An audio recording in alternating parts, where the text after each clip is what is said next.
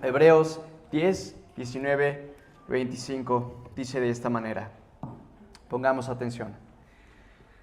Así que, hermanos, mediante la sangre de Jesús, tenemos plena libertad para entrar en el lugar santísimo, por el camino nuevo y vivo que Él nos ha abierto a través de la cortina, es decir, a través de su cuerpo, y tenemos además un gran sacerdote al frente de la familia de Dios.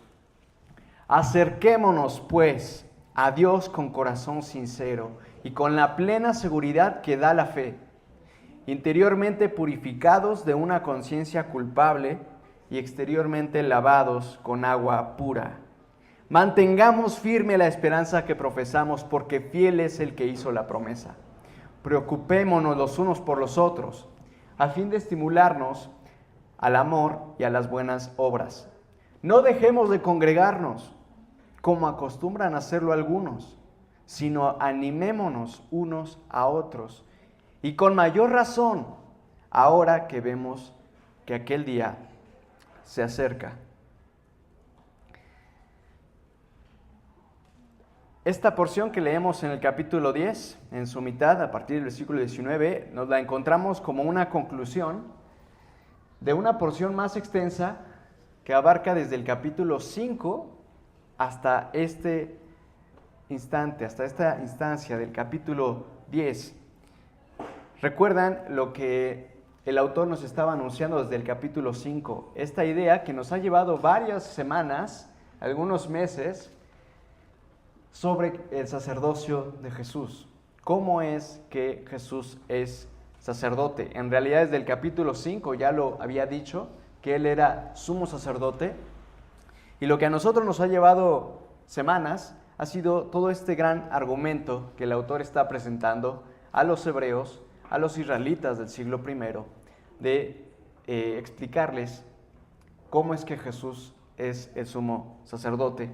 Y como he comentado, otra vez voy a recordar lo que esto representaba para los israelitas, de una manera un tanto diferente para nosotros, porque no estamos en ese contexto, no somos hebreos, ni tenemos esta tradición religiosa de lo que significa el tabernáculo y el hombre que tiene la labor de llevar a cabo el sacerdocio. En el contexto en el que se encuentran hay un sumo sacerdote, hay un templo, se está llevando a cabo toda esta tradición conforme a la ley, y ellos vinculan su relación con Dios a partir de todo esto que está estipulado en la ley y que se está llevando a cabo en ese día, en ese contexto.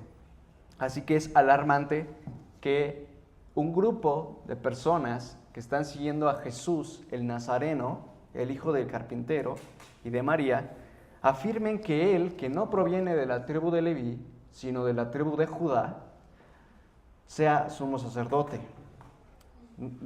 Según que no se podía ser sumo sacerdote si no se pertenecía a la tribu de Leví y a la descendencia de Aarón. Así que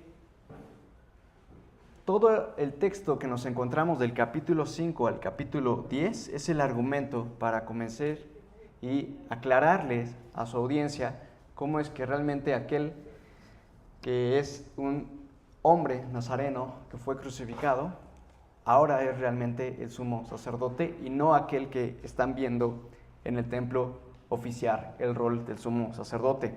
Todo este texto, toda esta porción ha sido ese argumento y lo hemos fragmentado y nos ha llevado varias semanas revisarlo, pero si nosotros lo leemos de corrido, del capítulo 5 a 10, vamos a hallar toda esa coherencia del argumento, abordando el significado del sacerdocio de Melquisedec y todo lo que hemos revisado en esos capítulos. Y entonces llegamos hasta esta porción en donde la podemos leer como una conclusión de todo ese argumento que nos llevó varias semanas, que tenemos un sumo sacerdote. Y es que anteriormente, desde el capítulo 4, nos había dicho, ya que en Jesús, el Hijo de Dios, tenemos un gran sumo sacerdote que ha atravesado los cielos, aferrémonos a la fe que profesamos. Este es el mismo sentido que nos está comunicando hasta esta instancia en el capítulo 10, a aferrarse a la fe. Y también más adelante en el capítulo 4 nos decía, Así que acerquémonos confiadamente al trono de la gracia para recibir la misericordia y encontrar la gracia que nos ayuden oportunamente. Así que es la misma idea que hemos visto desde el capítulo 4. Lo que voy a predicar hoy está basado en esta misma idea que ya revisamos en el capítulo 4, para que hallemos toda esa coherencia, que el autor no se ha ido a otra idea, no ha cambiado de tema. Su intención es la misma. Date cuenta, hermano israelita, hebreo, que Jesús es nuestro sumo sacerdote. Créelo y aférrate a esa fe y acércate confiadamente al trono de la gracia. En todos estos capítulos, por lo tanto, se nos ha explicado acerca de Jesús todas estas características. Las comento brevemente para hacer un repaso. Nos ha dicho que Jesús es el sumo sacerdote que es compasivo. Recuerdan, tentado en todo, pero sin pecado. Quien ofreció oraciones y súplicas y fue escuchado por su temor reverente. Él nos ha abierto el camino. Tenemos una esperanza que es firme, que es como una segura ancla del alma que penetra hasta detrás de la cortina del santuario. En este lenguaje lo expresa en el capítulo 6. Y aunque era de otra tribu, de la tribu de Judá, él en realidad pertenece a un orden sacerdotal superior, que es el de Melquisedec. Él, por lo tanto, nos garantiza un pacto superior al pacto de la ley. Recuerdan que veíamos cómo es que Jesús es garante de un mejor pacto. Él oficia en el verdadero santuario espiritual, no construido por manos humanas. Jesús es este mediador entre Dios y los hombres. El nuevo pacto que tenemos en Cristo no es conforme a ritualismos externos, aquello de lo cual estarían habituados y acostumbrados los israelitas, sino basado en una relación íntima con Dios. Y nos explica de qué se trata esa relación íntima con Dios. Que sus palabras, sus enseñanzas, sus ordenanzas moran en nuestro corazón. No son leyes externas, sino ahora están en nuestro interior como deseos piadosos. Existe un conocimiento profundo y genuino de Dios, personal. No es que te lo hereden, que te lo transmiten, que te lo dicen tus padres, tus abuelos. Cada uno conocerá al Señor. Ese es el pacto que se ha efectuado en Cristo. Y descansa en el perdón. Todo este pacto descansa en el perdón de nuestras iniquidades y la libertad de la culpa, gracias a Jesús. Jesús se ofreció por medio del Espíritu Eterno como sacrificio a Dios. Se ha presentado una sola vez y para siempre a fin de acabar con el pecado mediante el sacrificio de sí mismo. Y Él aparecerá por segunda ocasión. No nos deja ahí nada más en que se ofreció ya, sino que aparecerá por segunda ocasión para manifestar la plenitud de la salvación a quienes lo esperan. Todas estas ideas, todos estos puntos, todos estos elementos son lo que nos ha desarrollado en estos 5 capítulos. Y entonces acá se nos dice, como conclusión, nuevamente esta idea. Así que, hermanos, con todo esto, concluimos, mediante la sangre de Jesús, tenemos confianza para entrar en el lugar santísimo. Y versículo 20. Por el camino nuevo y vivo que Él nos ha abierto a través de la cortina, lo cual hizo por medio de su cuerpo, también tenemos un gran sumo sacerdote al frente de la casa de Dios. Esa es la gran idea que nos quiere expresar. En primer lugar, a la audiencia y las Escrituras a nosotros. Tenemos acceso a Dios gracias a Jesús.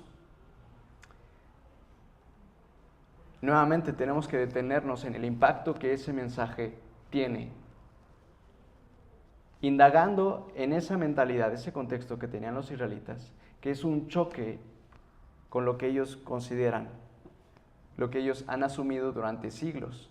Es toda una tradición religiosa. Ya lo había comentado, las tradiciones religiosas son muy fuertes, son muy pesadas, son muy profundas, son difíciles de arraigar. Somos testigos hoy en día incluso, ¿no?, de lo que puede representar para una persona, para la psique de una persona, el cargar con una tradición religiosa que no necesariamente por medio de ella se está vinculando íntimamente con Dios. Es radicalmente opuesto, es revolucionario este mensaje. Hay acceso para con Dios. En su mentalidad no cabría algo así. Solamente el sumo sacerdote una vez al año podría entrar al templo, a ese lugar santísimo, y estar en la presencia de Dios. Pero si yo no soy sumo sacerdote, no puedo ingresar. Si yo soy parte del pueblo, no puedo ingresar. El sumo sacerdote es el mediador entre Dios y todos nosotros como pueblo. ¿Cómo nos dicen ahora que por medio de Jesús de Nazaret, que ni siquiera fue oficiado como sacerdote, me están diciendo que yo tengo acceso a Dios?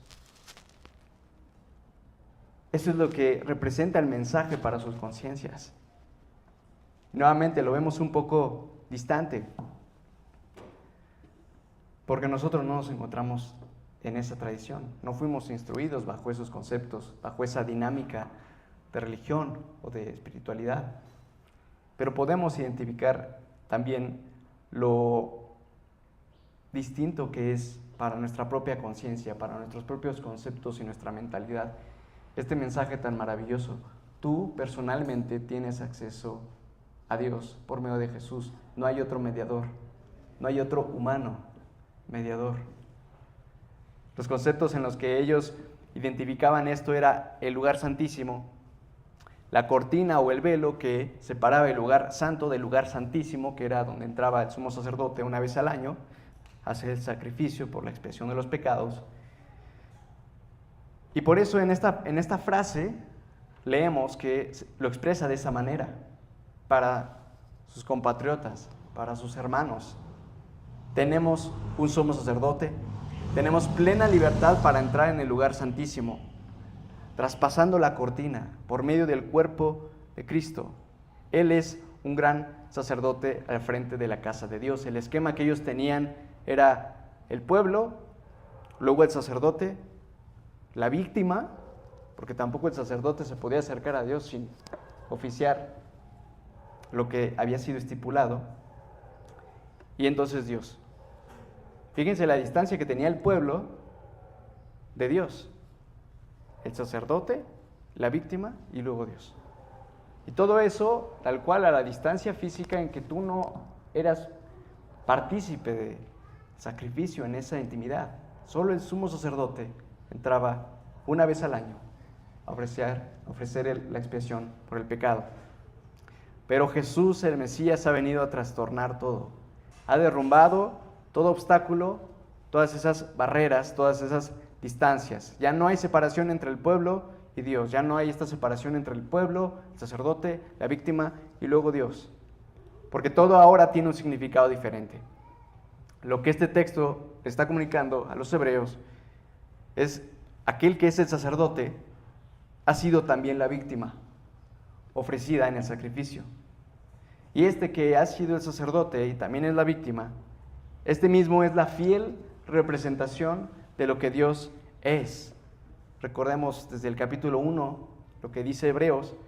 Él es el reflejo de la gloria de Dios. Él es la voz de Dios. Y aquí resuenan también las palabras que vemos en el Evangelio de Juan. El Verbo se hizo carne y habitó entre nosotros. Ya no es esta diferencia, esta distinción, el pueblo, sacerdote, la víctima y Dios. Dios se hizo carne y habitó entre nosotros. Nació en un pesebre y creció como uno de la región de Galilea, de la tribu de Judá. Esa es la idea del cristianismo. Tan descabellada la mentalidad humana. Ya no hay mediación. Dios se acercó a nosotros, habitó entre nosotros. Y por medio de Cristo ahora tenemos pleno acceso. Las puertas al corazón de Dios están abiertas por medio de Jesús. No tenemos que hacer algo nosotros. No tenemos ya que poner nuestra esperanza en la mediación de alguien más. Los israelitas ya no tienen que considerar el ritualismo que se está oficiando por medio del sumo sacerdote como algo válido. porque ya las puertas del corazón de Dios están abiertas para todos y cada uno del pueblo. Esta es la relevancia, la profundidad y la hermosura del cristianismo frente a cualquier religión o a cualquier ideología, que se tiene pleno acceso a Dios, sin mediadores, sino solamente por medio de Jesús. No hay otros mediadores humanos. Si pensamos en las distintas ideologías o religiones que hay en el mundo y que han habido durante los siglos, regularmente, si no se formulan bajo un esquema así como sacerdote, víctima y luego Dios, sí hay algo de por medio entre el hombre y Dios. Y pueden ser los propios esfuerzos, los propios sacrificios que uno mismo tiene que hacer en su propia vida para ganar el favor de Dios, para abrir el corazón de Dios, para convencer a Dios. Muchas religiones tienen su núcleo en este sentido, que el humano tiene que subir o elevarse a Dios para ganar el favor de Dios. Y el cristianismo dice lo contrario. Dios se hizo hombre y habitó entre nosotros y nos ha abierto el acceso pleno a Dios. Esto es lo hermoso y la profundidad del mensaje del cristianismo. No tenemos que convencer a Dios, porque antes de que a nosotros nos interese Dios, Él estaba interesado en reconciliarnos a nosotros, de traernos a nosotros. Es maravilloso conocer este mensaje de Jesús y no estar confundido o perdido en otras ideologías u otras religiones, creyendo que uno mismo tiene que ganarse el amor de Dios. Hace unos días me había dado en el metro un folleto y hoy me di cuenta que lo tenía aquí en la bolsa.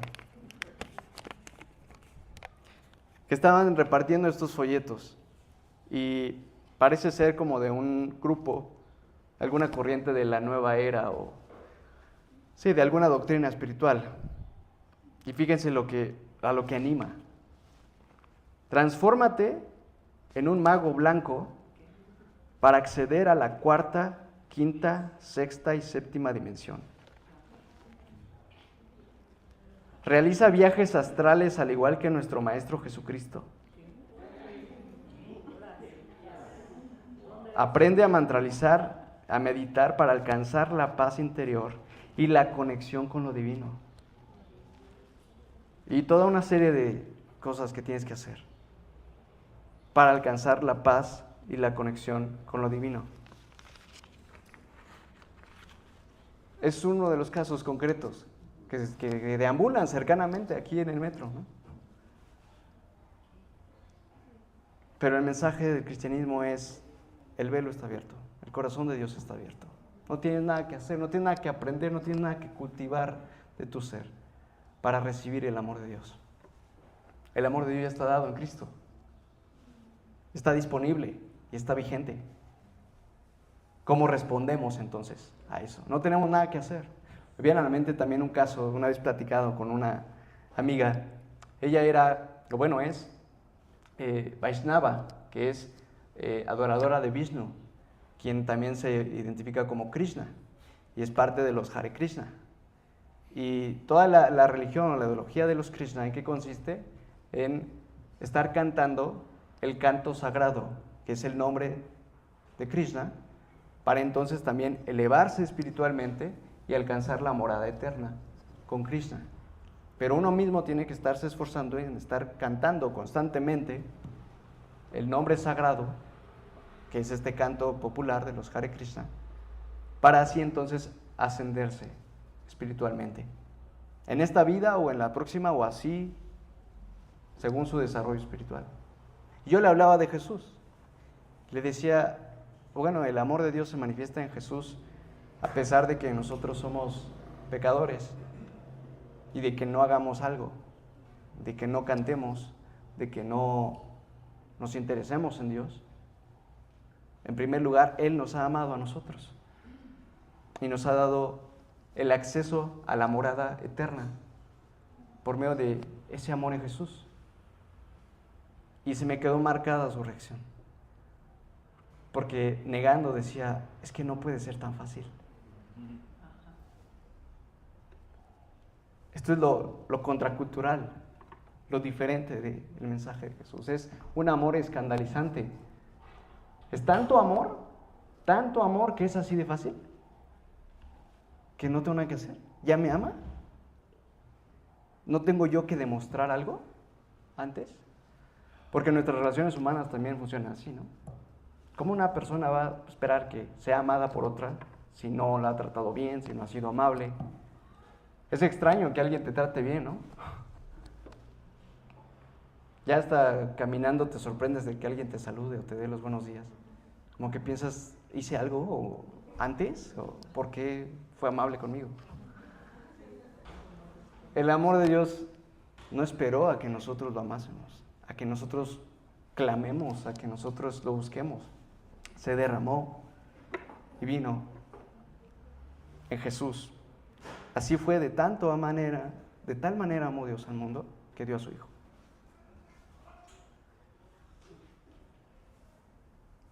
Así que esto es lo impresionante y lo hermoso de este mensaje que recibimos por medio de Jesús. De romper con estas ideas de que tiene que haber otro medio, otra mediación, otra persona que nos dé el acceso a Dios y que esté apenas en proceso, o que nosotros tenemos que aportar algo para que se complete ese acceso. Y no es así. Y también, incluso como parte de la iglesia cristiana, incluso de la rama protestante, hay estas ideas, ¿no? Porque dentro de muchas corrientes del cristianismo, ideas en el catolicismo y en el cristianismo protestante, está este rastro de considerar que yo tengo que hacer algo para que Dios me haga caso, para que Dios me ame. Y lo podemos rastrear tanto en la corriente católica, pero también en la protestante. Las iglesias también evangélicas, que se llaman evangélicas porque supuestamente están centradas en el evangelio, que es el amor gratuito e incondicional de Dios. Pero hay estas ideas donde todas se consideran que hay una mediación entre su propia persona y Dios aparte de Jesús, que a veces recae en la figura del pastor, ¿no? A la manera de un sacerdote católico o un sacerdote israelita, en que intercede por nosotros. O esta idea de muchos cristianos que consideran que Dios escucha más al líder, que Dios escucha más al pastor, que a cualquiera de los hermanos o las hermanas. Eso está poniendo una jerarquía y una mediación. Para que tú seas escuchado por Dios, pues tienes que acercarte al líder. ¿Y dónde vemos eso en las Escrituras y en el mensaje de Jesús? Si aquí se nos está diciendo, tenemos plena libertad para entrar en el lugar santísimo. ¿Por qué? Por lo que hizo Jesús. Y ya.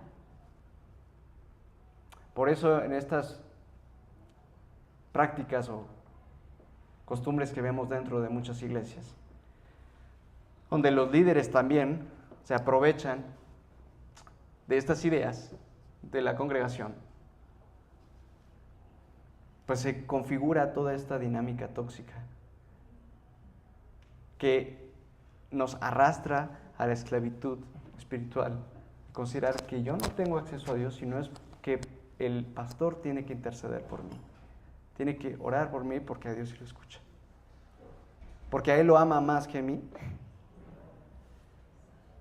Todo eso es lo que tenemos que examinar frente al mensaje de las Escrituras. En el ejemplo más cercano podemos pensar en la relación de los padres y los hijos, ¿no? Un padre, y aquí padres y madres que tengan cuanto menos 2 hijos, ¿escuchan más a uno que a otro porque aman más a uno que a otro? Y al otro lo escuchan solamente si su hermano intercede por él. Y se esperan a que venga por medio del mensaje del hermano más querido para entonces hacerle caso al otro. No. Cuánto más puro y perfecto, profundo es el amor de Dios para con todos. que escucha a todos porque a todos los ama de manera infinita, equivalente al valor de su Hijo amado, que es Jesús. El otro hermano no vale más que tú, no tiene un valor más cercano a Jesús que tú. Todos tienen ese valor del Hijo. El Padre escucha a todos, por lo tanto, esa relación es íntima, personal, tú tienes pleno acceso. Así que si alguien o algún líder o en alguna iglesia o aquí mismo pretende darte ese acceso o restringírtelo, no le creas. Sal corriendo. O incluso detente y dile, eso no es cierto. Y háblale, Dios me ama, igual que a ti.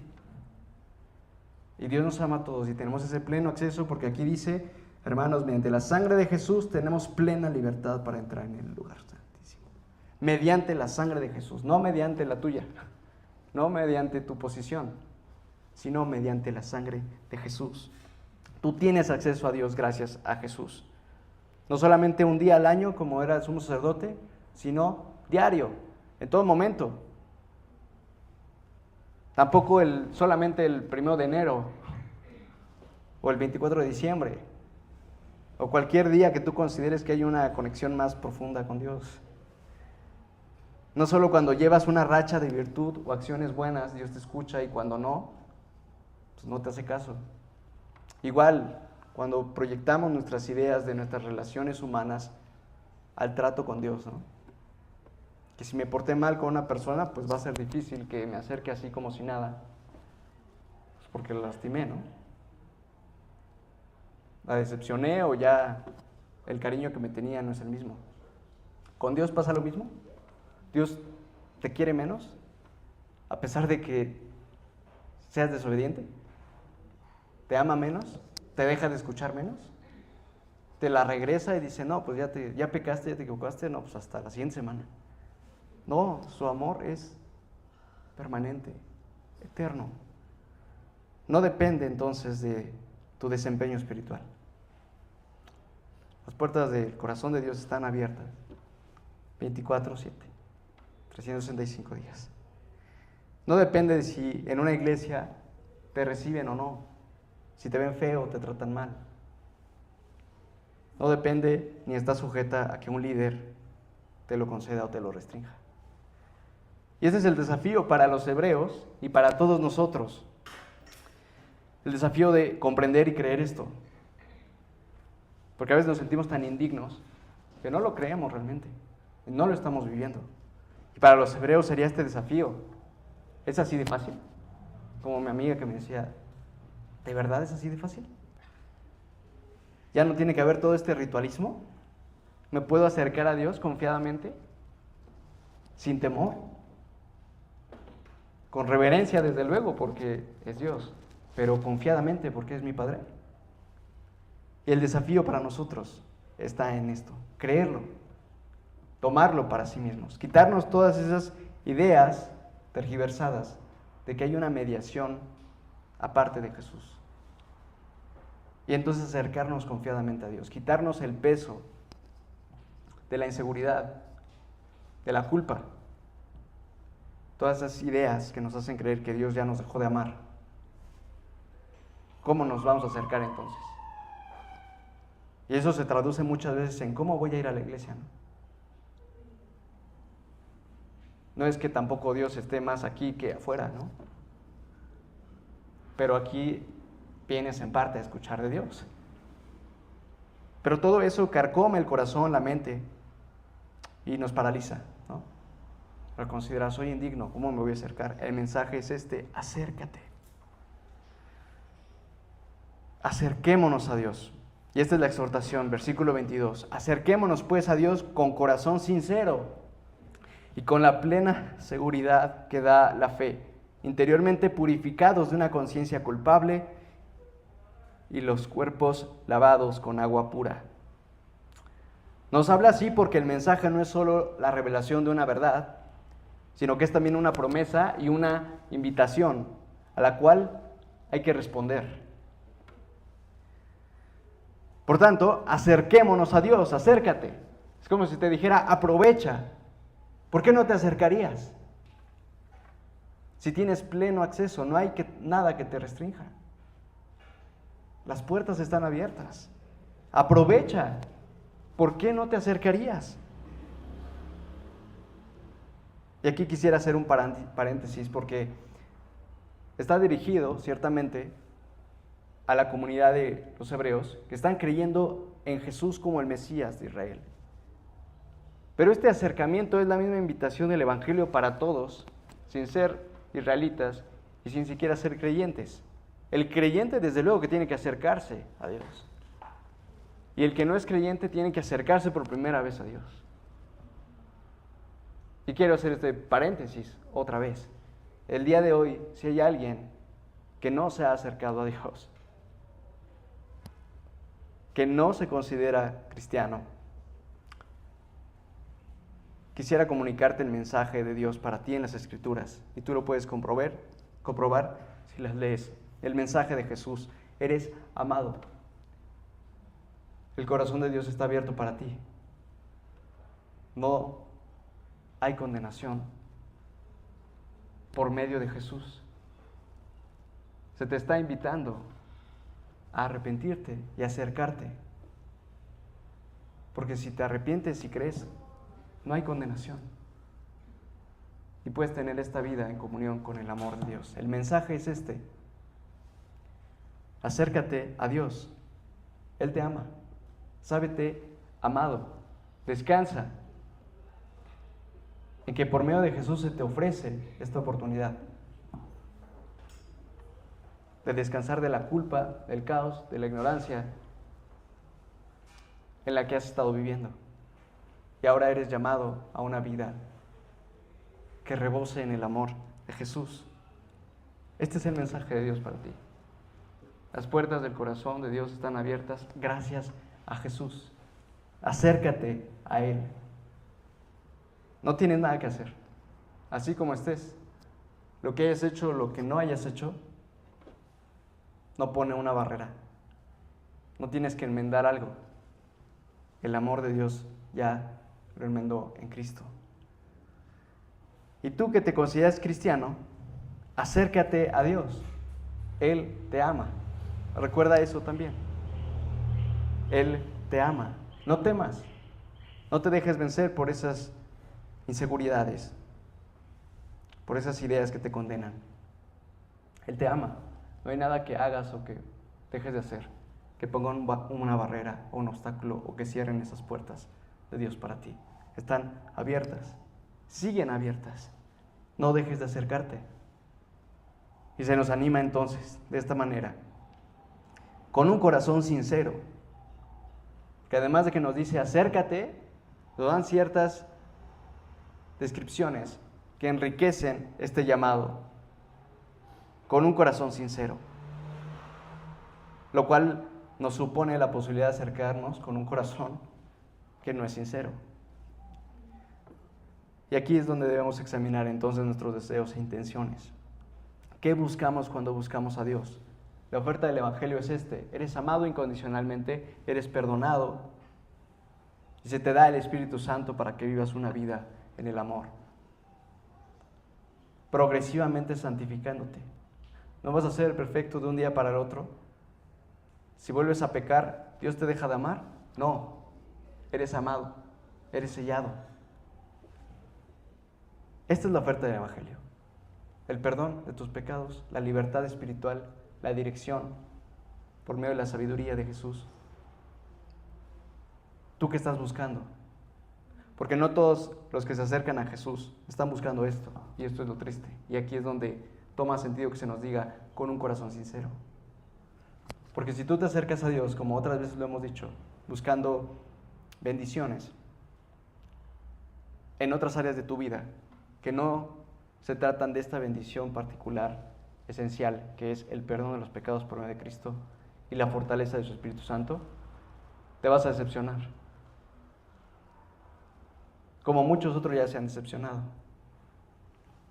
Porque no andaban buscando, en última instancia, el amor de Dios, sino que les fuera bien en la vida. Pero ¿cómo esperamos que nos vaya bien si estamos siguiendo a alguien que no le fue bien en la vida? que fue crucificado. Y que está ese riesgo de por medio de aquellos que se acercan a Dios, que se opongan al mundo y sean perseguidos. Acércate con un corazón sincero.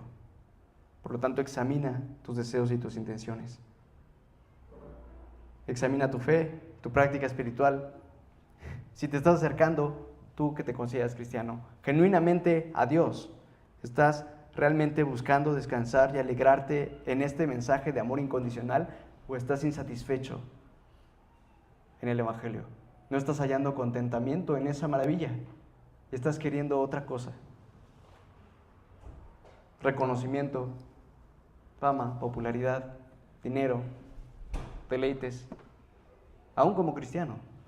Y estás ansioso y preocupado y no estás descansando realmente en este mensaje que es el amor incondicional. O estás dentro de una dinámica y una rutina religiosa, todavía, sin creerte realmente amado. Estás haciendo todas las cosas con el peso de no sentirte amado por Dios todavía, de manera plena, de sentirte aprobado y validado por Dios. Estás todavía esforzándote en conseguir la aprobación de Dios y la aprobación de los demás, incluso la aprobación de los hermanos, la aprobación aquí en la iglesia, la aprobación de los de afuera.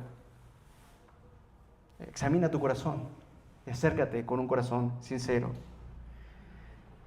Dice también, seguros de la reconciliación y salvación, el amor y perdón incondicional, que es por medio de la fe. Me gusta esta frase porque nos lleva a pensar que nos tenemos que acercar sin dudar, convencidos, sin fluctuar, dice otra versión. No tenemos que titubear, sino aferrarnos a la verdad de ser incondicionalmente amados. Porque el mensaje es ese: eres amado y perdonado aunque no lo mereces. Aprovecha y créelo. Aprovecha y asúmete en esa identidad. Acerquémonos con determinación, con convicción. No lo merezco, pero lo creo y me asumo esa identidad. Y voy con seguridad a Dios, a mi Padre Dios. Podríamos decir que la respuesta sabia al Evangelio es aprovechar, en el buen sentido, la gracia de manera ávida y descarada. Entendiendo lo que significa en este sentido aprovecharla. No para pecar, desde luego, sino sabiéndonos amados y perdonados, porque este término descarado es como sin una cara de más, sin algo que te cubra la cara, sin algo que intentes fingir. La respuesta al Evangelio tiene que ser así. No tengo que fingir algo. Dios, ¿me dices que me amas? Lo tomo, descaradamente.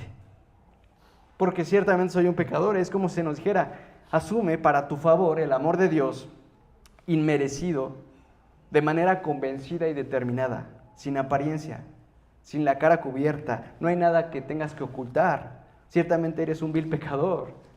No tienes nada que poner por medio de una apariencia a Dios, que quieras convencerlo. No, eso es lo que somos, pecadores. Así que afirma con determinación, sin vergüenza ni pena alguna, sino con alegría y gratitud: soy perdonado, he sido reconciliado y estoy a salvo. Dios me ama a pesar de mí. Así que me acerco con seguridad. Me afirmo en esa identidad, no en mi identidad de pecador, sino soy perdonado.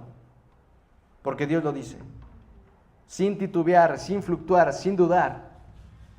Así se nos anima, acérquense así, convencidamente.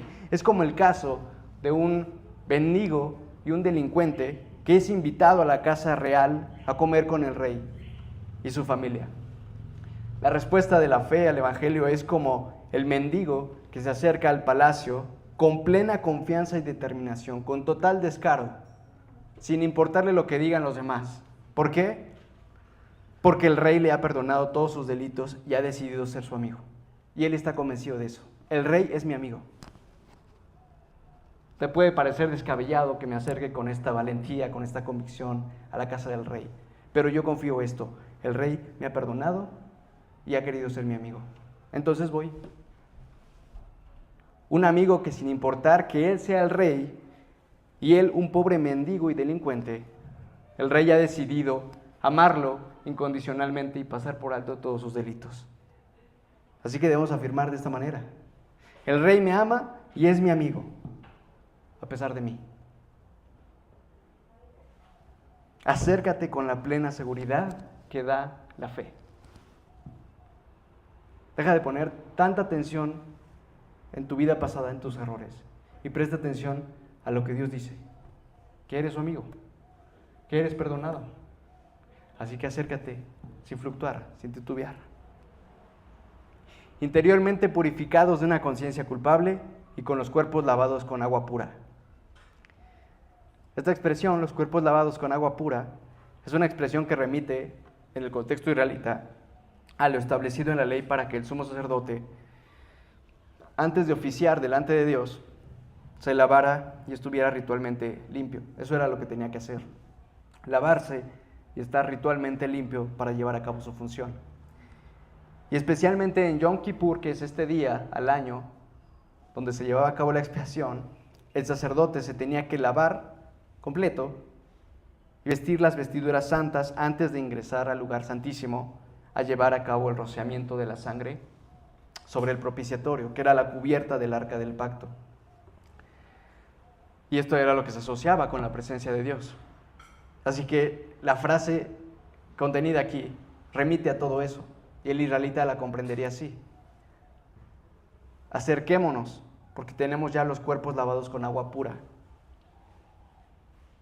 Nos podemos acercar del mismo modo que lo hace el sumo sacerdote, porque estamos lavados según lo estipulado por la ley. Pero también en esta frase que se nos dice interiormente purificados de una conciencia culpable, no se trata de esforzarnos por purificarnos primero, quitarnos la culpa y luego acercarnos, sino es al revés la expresión. Acércate porque ya fuiste purificado de una conciencia culpable. ¿Por medio de qué? No por medio de tus esfuerzos, no por medio de tu arrepentimiento, de tu remordimiento, de cómo te autoflagelas a ti mismo, sino por medio de Jesús. Y eso se hace una realidad cuando aceptamos ese amor de Jesús, esa sangre de Cristo para nosotros. Cuando nos arrepentimos y creemos, en nuestra conciencia entonces deja de haber culpa y comienza a haber libertad. En lugar de culpa hay gratitud, y esa es la libertad que nos trae el Evangelio. El arrepentimiento implica reconocer la culpa, claro, pero el perdón es esa voz de Jesús que te dice: ni yo te condeno, ahora no peques más. Persigue ahora una vida en mi amor, en la verdad y en la libertad. Ciertamente pecaste, ciertamente te equivocaste, ciertamente eres un fracaso, un caos, y tu vida está sumergida en la lejanía de Dios. Pero no te condeno. Ven, déjate limpio tus pecados, tus heridas. Te doy un baño, te limpio, te sano. Vamos a caminar ahora en el amor. Hay gratitud y libertad en lugar de culpa. La libertad que viene del amor. La libertad de sabernos amados y perdonados, aunque ciertamente no lo merecemos. Y esto conecta perfecto con lo que dice Pablo en la carta a los Romanos, en el capítulo 8, que dice: ya no hay ninguna condenación para los que están en Cristo Jesús, pues por medio de él la ley del Espíritu de vida te ha liberado de la ley del pecado y de la muerte. En efecto, la ley no pudo liberarnos por la condición pecaminosa, ya que la condición pecaminosa anuló su poder. Por eso Dios envió a su propio Hijo en una condición semejante a la de los pecadores, para que se ofreciera en sacrificio por el pecado. Así condenó Dios al pecado en la condición humana, a fin de que la justa demanda de la ley se cumpliera en nosotros, que no vivimos según la carne, según esfuerzos humanos, sino según el Espíritu. Ustedes no viven según la condición humana y por esfuerzos y méritos humanos, sino según el Espíritu, si es que el Espíritu de Dios vive en ustedes. Así que no somos más condenados. hemos sido purificados de una conciencia culpable. Asumamos esta nueva identidad, ya no somos culpables, ya no eres culpable. Somos nuevas personas, como también 2 Corintios lo dice. Si alguno está en Cristo, es nueva creación. Lo viejo ha pasado, tu vida vieja ha pasado. Aquello que asumías que era tu identidad ha pasado, ha llegado ya lo nuevo. Y todo esto proviene de Dios, no de ti, quien por medio de Cristo nos reconcilió consigo mismo y nos dio el ministerio de la reconciliación para otros. Dios estaba reconciliando al mundo consigo mismo, no tomándole en cuenta sus pecados. Hemos sido purificados. Es un descanso, familia, de verdad. Ser purificados de una conciencia culpable, porque es la muerte. No puedes dormir cuando la culpa te persigue, cuando sabes que estás en esa profundidad espiritual de las tinieblas. Pero la voz de Dios te dice: yo no te condeno. Eres purificado. Acércate, ya eres purificado. Así que tiene sentido entonces considerar también lo que nos dice el versículo 23. Vean ahí conmigo. Dirijan su vista ahí. Nos anima entonces: mantengamos firme la esperanza que profesamos, porque fiel es el que hizo la promesa. Mantengamos firme, como sin fluctuar, sin dudar, la esperanza que profesamos. Y nuevamente esto conecta con considerar lo difícil que es mantenernos firmes, mantenernos viviendo en el Evangelio, en un mundo como este y en una realidad como esta, en la que nuestra fe, nuestra convicción tambalea. ¿No te has sentido de repente en tu vida, en tu caminar cristiano, desanimado, que vas así fluctuando, que no te sientes convencido, que no te acercas a Dios con tanta seguridad, ni estás produciendo ese fruto en ti? Y ahí la llevas, ¿no? Sumergiéndote a veces y queriendo salir a la superficie, a tomar un poco de aire. ¿Por qué? Porque estamos contra la presión en el mundo, que en parte implica una batalla contra seres espirituales de maldad. Es ir contra corriente.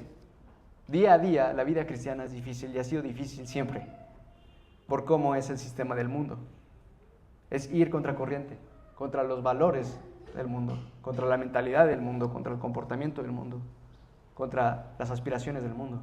Y eso es desgastante. Y ahí puedes no mantenerte firme, estar fluctuando, irte arrastrando. A veces pensar, decir: ya no quiero, ya mejor me dejo llevar. Además de eso, también la presión del mundo en un sentido evidentemente opuesto, adverso, que se manifiesta en persecución en cualquier grado, y siempre ha sido así para muchos cristianos.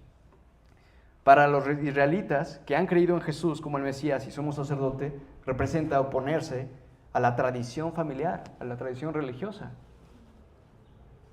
contra el hecho de ser desaprobados, contrariados, malentendidos y hasta perseguidos y asesinados por sus propios familiares. Y es lo que nos cuenta también el libro de los Hechos, que por creer estas verdades, la familia se le fue encima. Y del mismo modo, nuestra propia familia, nuestro contexto, nuestros amigos o compañeros, o con quienes te encuentres, se pueden oponer en cierto grado, y eso es desgastante. Nadie quiere ser perseguido, nadie quiere ser contrariado, y ahí tu fe puede flaquear, puede sentirse desanimado. Te puede llevar entonces a participar de las dinámicas de las relaciones del mundo por encajar, porque es más llevadero, porque es más tranquilo, a oponerse.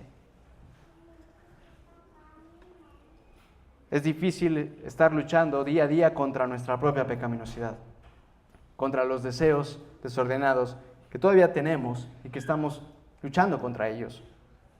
Porque es duro y también desgastante la mortificación de la vieja y pecaminosa condición humana, cuando en realidad luchas contra ella, cuando te opones, cuando te resistes porque quieres amar a Cristo, amar a Dios y conformarte a su imagen. Cuando no, la santificación no te está haciendo tan pesada. Cuando te dejas llevar por la corriente, por tus propios deseos, accedes a ellos, los complaces, entonces no luchas tanto porque los estás complaciendo. Ahí la fe puede fluctuar. Podemos no estar firmes, aspirando a la santidad. Y contra la adversidad de la propia vida y la condición en que vivimos, los sufrimientos, los problemas que surgen, la incertidumbre de la propia vida, de ser criaturas y no tener el control de todas las cosas en nuestras manos, los sufrimientos físicos, los sufrimientos y padecimientos mentales que muchos tienen, es difícil lidiar con eso. Y en eso estar firme y rebosar de esperanza y convicción. Es duro, es complicado. O lo que te ocurra en la vida, ¿no? En distintas esferas de tu vida. Es ahí donde toma sentido esta exhortación, que es lo que nos ha dicho en capítulos anteriores. Como el capítulo 3. En todo esto, cuídense, hermanos, de que ninguno de ustedes tenga un corazón pecaminoso e incrédulo que los haga apartarse del Dios vivo. Fíjense cómo conecta la idea. No es que te apartes, es que te acerques. Cuida tu corazón. Más bien, mientras dura ese hoy, anímense unos a otros cada día, para que ninguno de ustedes se endurezca por el engaño del pecado. Te puedes endurecer por todas estas condiciones que comenté. Y entonces apartarte del Dios vivo. Pero no se trata de eso, sino de que te acerques más y más. Y acá entonces se nos dice, esto nos lo había dicho en el capítulo 3, y acá lo retoma. Mantengamos firme la esperanza que profesamos, porque fiel es el que hizo la promesa. Persiste, toma en serio el llamado y la obra tan maravillosa que Jesús ha llevado a cabo. Mantente firme, sin titubear, sin decaer, sin desanimarte. ¿Por qué? Porque fiel es el que hizo la promesa. Dios es fiel. Pon tus ojos en Dios, Él es fiel. Y no desistas. ¿Cómo es esta forma práctica de llevarlo a cabo? Nos lo dice en el mismo sentido que anteriormente nos había dicho. Mientras dure ese hoy, anímense unos a otros cada día. Y aquí nos continúa exhortando. Preocupémonos, versículo 24. Preocupémonos los unos por los otros a fin de estimularnos al amor y a las buenas obras. No dejemos de congregarnos como acostumbran a hacer algunos, sino animémonos unos a otros. Y con mayor razón, ahora que vemos que aquel día se acerca. Fíjense cómo conecta con la misma idea que venía diciendo desde el capítulo 3. Mientras dura ese hoy, y acá nos dice, con mayor razón, ahora que vemos que aquel día se acerca. O sea, el fin de los tiempos. Y mientras dura hoy, que es todo este tiempo de la vida, vivamos el amor y estimulemos el amor. También se nos había dicho, Dios no es injusto como para olvidarse de las obras y del amor que en su nombre ustedes han demostrado sirviendo a los creyentes como lo siguen haciendo. Deseamos, sin embargo, que cada uno de ustedes siga mostrando ese mismo empeño hasta la realización final y completa de su esperanza. No sean apáticos. Más bien, imiten a quienes por su fe y paciencia heredan las promesas. No seamos apáticos. Así que no te apartes, hermano, hermana. Acércate a Dios. Mantente firme porque Dios es Él. ¿Cómo? Viviendo el amor con otros. Aviva tu fe, practicando el amor hacia tus hermanos cristianos, que también necesitan avivar su fe por medio de la relación contigo. Esto nos lo muestra también las Escrituras, cómo está vinculado el amor a Dios y el amor a mi prójimo. Primera de Juan, capítulo 4, nos dice, versículo 20 y 21, si alguien afirma, yo amo a Dios, pero no considera o incluso odia a su hermano, es un mentiroso, tajante, radical, así de claro. Es un mentiroso. Pues el que no ama a su hermano, a quien ha visto, no puede amar a Dios, a quien no ha visto. Y Él nos ha dado este mandamiento, el que ame a Dios, ame también a su hermano. No puedes solamente amar a Dios y no amar a tu hermano. ¿Por qué? Porque si no eres un mentiroso. Si amas a Dios, amarás a tu hermano. Y eso es algo concreto. Preocúpate por él. Disponte para él, a atenderlo, a servir a tu hermano. No seas apático, no seas apática. Preocúpate por los hermanos, incluso si los demás no lo hacen. Incluso si ellos no se preocupan por ti. No esperes a que los demás lo hagan. ¿Por qué? Porque la Escritura te habla a ti. No dice aquí, solo si el otro lo hace, entonces hazlo. O espera a ver que el otro lo haga. Y entonces eso te va a animar. Desde luego que te va a animar. Pero te está animando a ti directamente a empezar a hacerlo. Si ya lo estás haciendo, no desistas. Recobra fuerzas y sigue haciéndolo. Dios no es injusto como para olvidarse de las obras y del amor que en su nombre has demostrado sirviendo a los demás creyentes. Sigue mostrando ese mismo empeño hasta la realización final y completa de tu esperanza. No caigas en la apatía. Más bien, imita a quienes por su fe y paciencia heredan las promesas. No imites a los apáticos. Puede que haya hermanos, hermanas más apáticos que tú. Preocúpate por ellos. Anímalos, acércalos a Dios. Pero no los imites. Imita a aquellos a quienes por su fe y paciencia heredan las promesas. No desistas, hermano, hermana. Es difícil. Si ya lo estás haciendo, no desistas. Dios no es injusto por olvidarse de todas esas obras. Pero hazlo hasta el final. No decaigas. Mantén ese mismo empeño hasta el final. Con corazón sincero, sin esperar que te den las gracias, sin esperar que te lo devuelvan. Porque Dios conoce los corazones. Sino por amor, por el crecimiento de tu propio ser, a semejanza de Jesús. Y si no te estás esforzando en esto, sal de la apatía.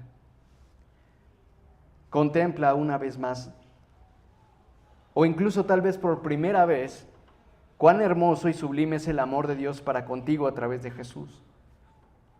Examínate y arrepiéntete de esa apatía en la que has estado durante quién sabe cuánto tiempo. Que no haya en ti un corazón de incredulidad que te aparte de Dios más de lo que ya te ha apartado hasta el día de hoy. Teme de ser cada vez más endurecido por el engaño del pecado. Reacciona, despierta. Hoy que escuchas su voz, no endurezcas tu corazón. Toma acción. Vivamos el amor y estimulemos el amor. Y además nos sigue exhortando y animando. ¿Cómo se hace esto? Ya dijimos, preocupémonos, pero para no dejarlo tan abstracto, todavía el Espíritu nos lleve a cuestiones concretas, prácticas en nuestra mente para con los demás. Nos dice, no dejemos de congregarnos. Primero dice esta frase, no dejemos de congregarnos. ¿Qué significa esto? ¿Por qué hacerlo? ¿Cómo hacerlo? ¿Qué viene en nuestra mente regularmente cuando leemos este pasaje? No sé ustedes, pero creo que la primera impresión que tenemos los cristianos es reunirnos en domingo, en la mañana. Pero creo que el congregarse desde el corazón de Dios es más de lo que imaginamos o suponemos.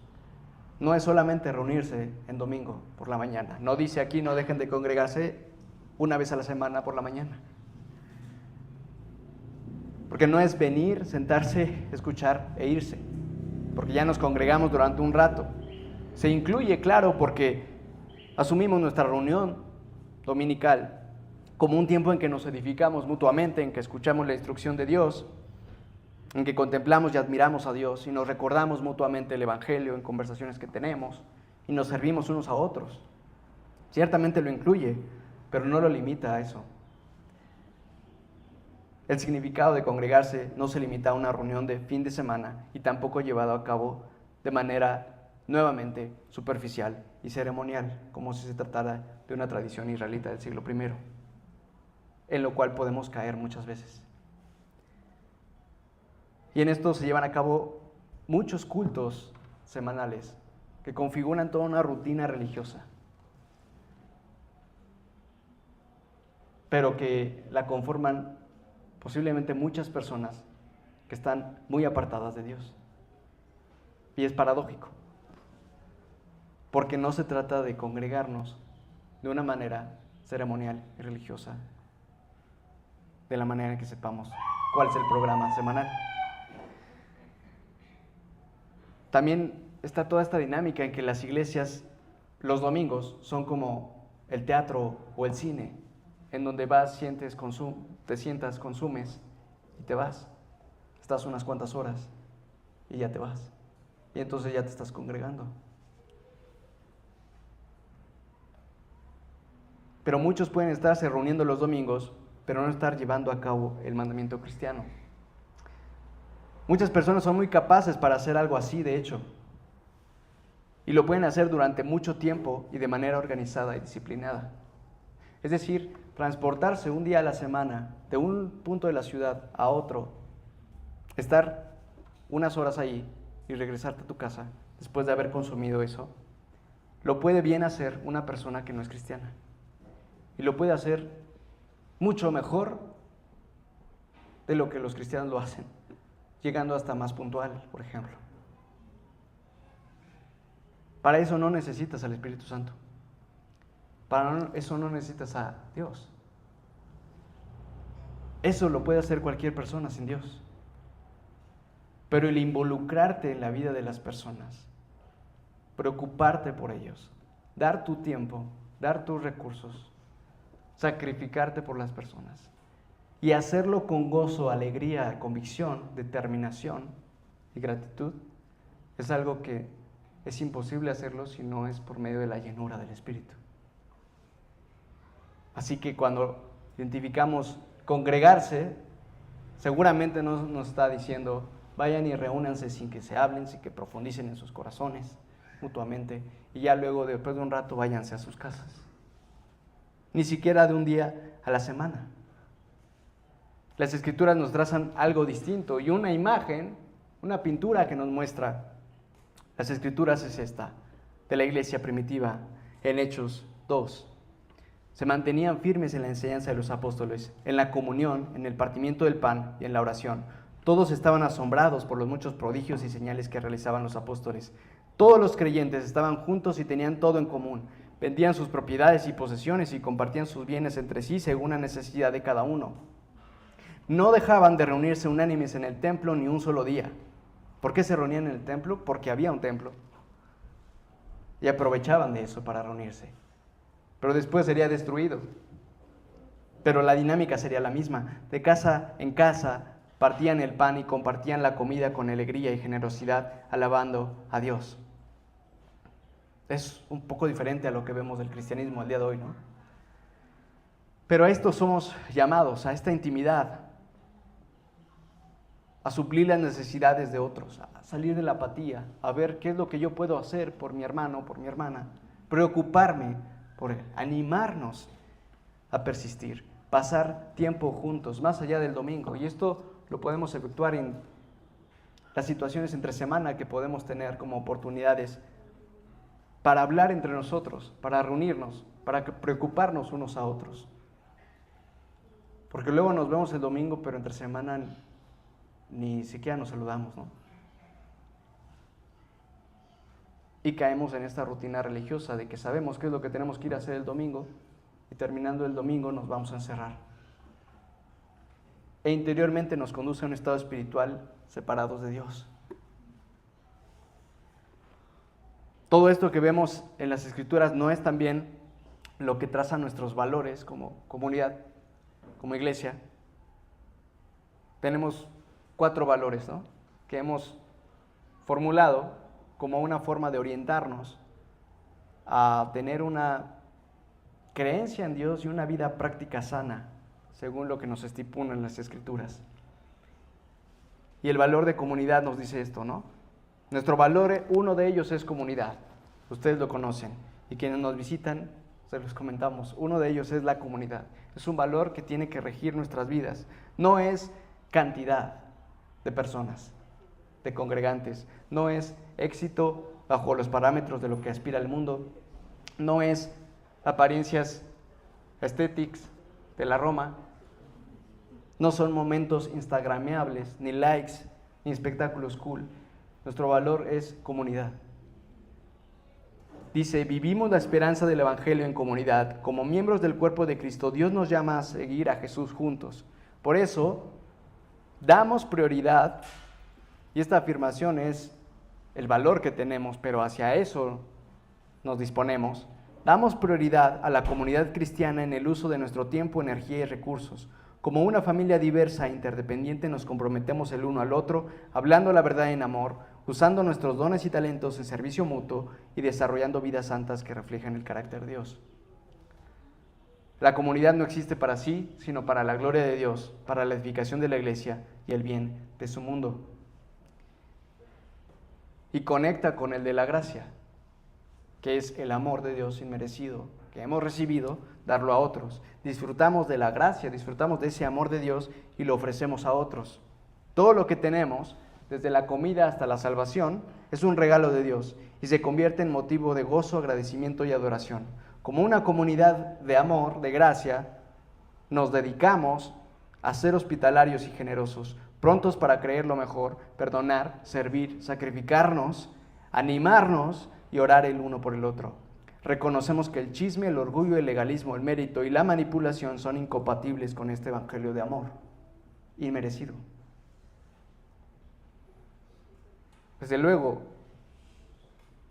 es la directriz que tenemos como comunidad.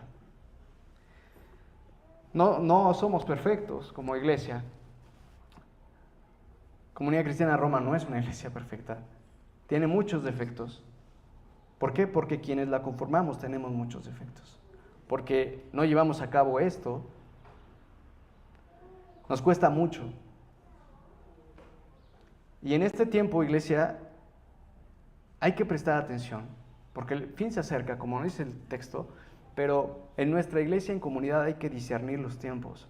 Y como Comunidad Cristiana Roma, estamos muy apáticos en esta temporada. Estamos distanciados de esa comunión íntima con Dios. No sé si ustedes lo saben, pero nosotros lo sabemos.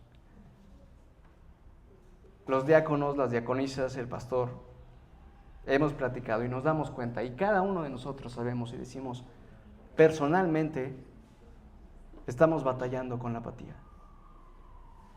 Estamos luchando con eso. Y nos cuesta porque nos hemos dejado en la corriente de todo esto, del mundo, de nuestras concupiscencias, de nuestra comodidad. Estamos luchando con eso. El pastor y los diáconos sabemos, las diaconisas, nos está costando, ¿no? Belencita, nos está costando, ¿no? ¿Quién más está aquí como diácono? Chobi, Tania. Nos cuesta, ¿no? ¿Qué es lo que Dios nos está diciendo? ¿Qué es lo que Dios le está diciendo a esta iglesia en este tiempo, en esta temporada? Por medio de Hebreos. Que no nos apartemos del Dios vivo, que no nos endurezcamos más de lo que ya nos estamos endureciendo, que no nos hagamos más apáticos, que nos arrepintamos de las apariencias que ponemos, de que todo va bien, de todas aquellas cosas que ya manejamos a la perfección de las reuniones del domingo, pero que entre semana no. Anita también es consciente, ¿no? Nos está costando. Y este mensaje tenemos que discernirlo para nuestra propia iglesia, para las personas que estamos aquí. ¿Qué es lo que Dios nos está hablando en concreto a nosotros, hermanos? Meditémoslo profundamente. Congregarse es poner en práctica el amor de Jesús. Y hacia eso vamos. No hay que desistir y tampoco ponernos el pie y decir, mira cómo el otro no lo hace. Hacia allá vamos. Nos está costando y por eso creo que el Espíritu nos está hablando de esta manera. Persistan, avancen.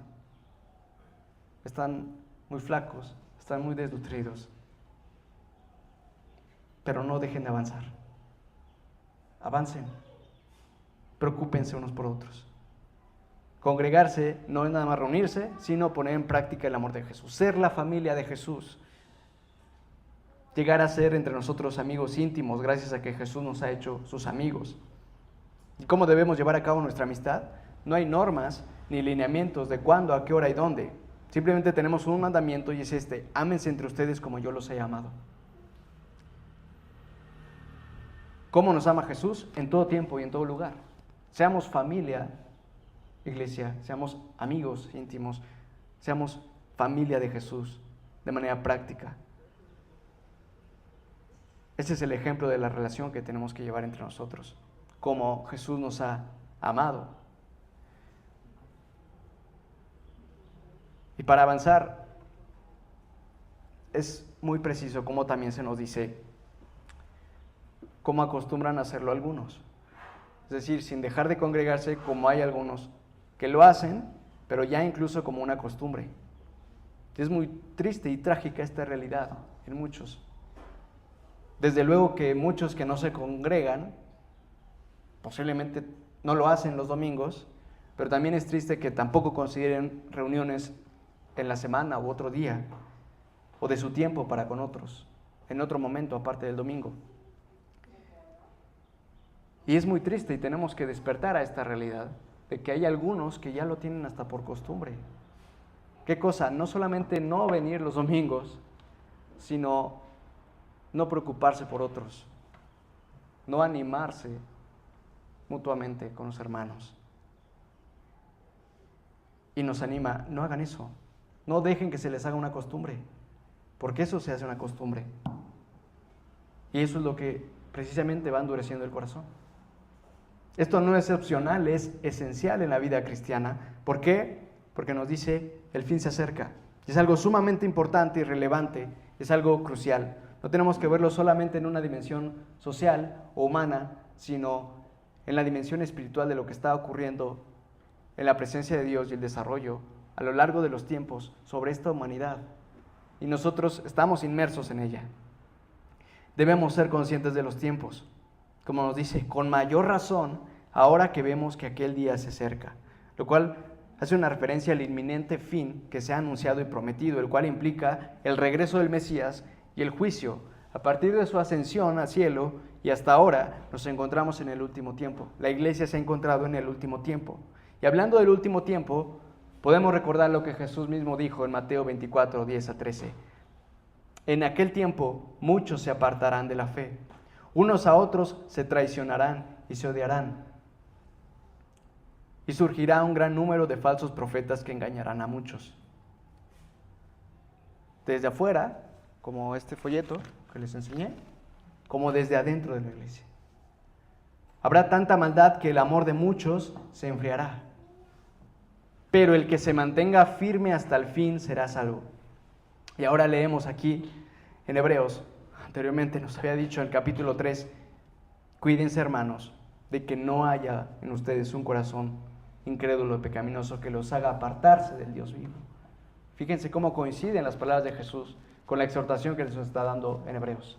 Jesús ha dicho: en aquel tiempo habrá todo este desastre, engaños, tanta maldad que el amor de muchos cristianos se va a enfriar. Muchos se traicionarán y se odiarán. Muchos se apartarán de la fe, pero el que se mantenga firme hasta el fin será salvo.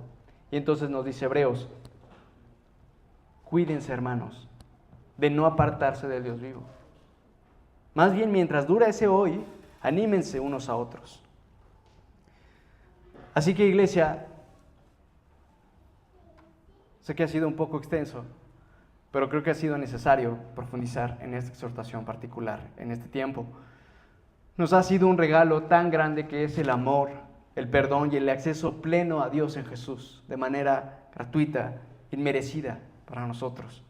Tomemos con seriedad lo que todo esto representa y respondamos con fe, con esperanza y amor, no de manera teórica, externa o ritualística, a la manera de lo que era la sombra de la religión israelita. Nosotros lo repliquemos en un cristianismo vacío, sino a partir de una sincera y profunda entrega de nuestro corazón a Jesús. Acerquémonos a Dios con un corazón sincero y confiado, sin malas intenciones, sin buscar otra cosa que no sea el descanso en la libertad que Jesús nos ofrece, en su amor, en lo que Él nos oferta.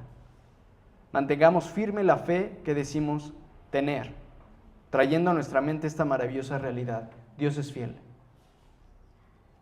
Y con el propósito de animarnos a la vida del amor, en medio de un mundo carente de amor y que es anticristiano, no dejemos de preocuparnos los unos por los otros.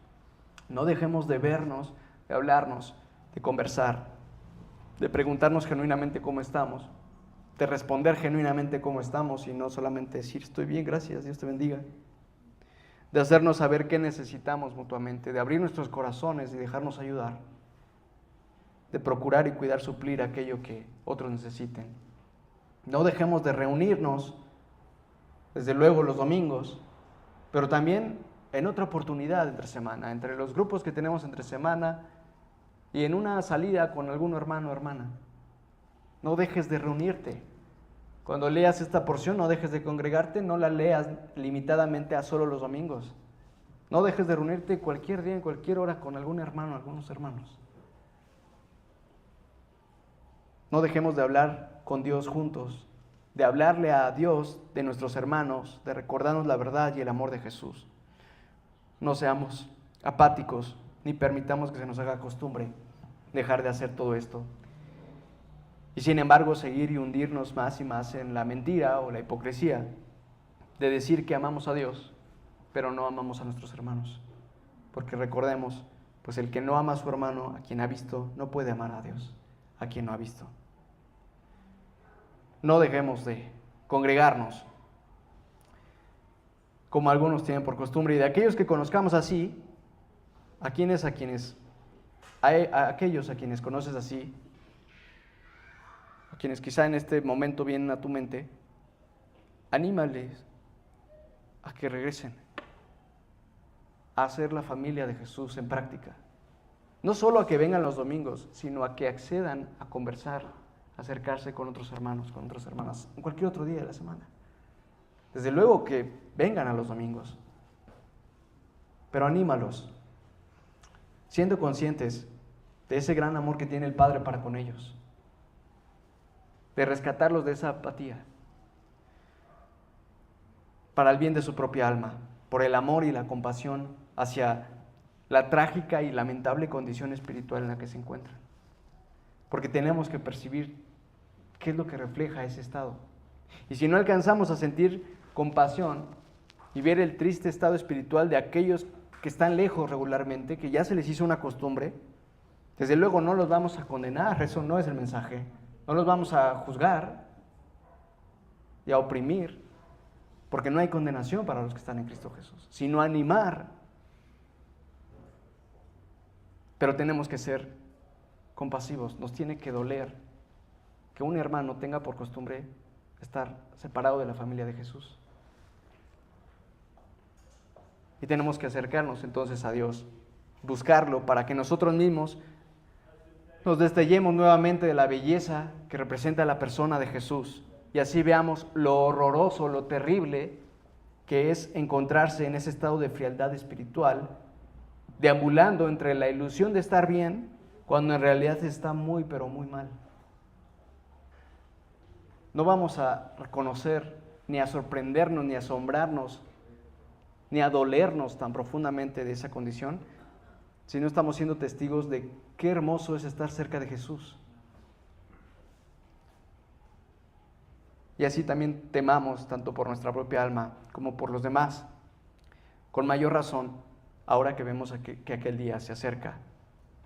Nos dice la Escritura en Efesios: despiértate tú que duermes, levántate de entre los muertos y te alumbrará Cristo.